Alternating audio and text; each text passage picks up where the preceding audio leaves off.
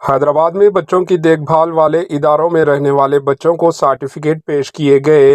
حیدرآباد کے انچارج وزیر پونم پربھاکر نے حیدرآباد کلکٹریٹ میں منعقدہ ایک پروگرام میں حیدرآباد شہر میں بچوں کی دیکھ بھال کرنے والے اداروں میں رہنے والے بچوں کو سرٹیفکیٹ پیش کیے۔ حکام نے اس موقع پر بتایا کہ 50 سے زائد بچوں کی دیکھ بھال کے سینٹرز میں 2300 سے زیادہ بچے ہیں۔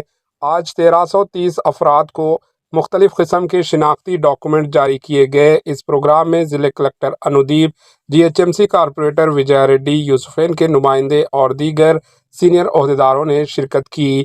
اس موقع پر وزیر پونم پربھاکر نے خطاب کرتے ہوئے کہا کہ کانگریس حکومت بچوں کی دیکھ بھال کرنے والے اداروں میں رہنے والے بچوں کو مناسب پہچان دینے کے لیے اقدامات کرے گی۔ انہوں نے کہا کہ انہیں ذات، رہائشی اور آدھار سرٹیفکیٹ دیے جائیں گے۔ Bureau report, AHN news.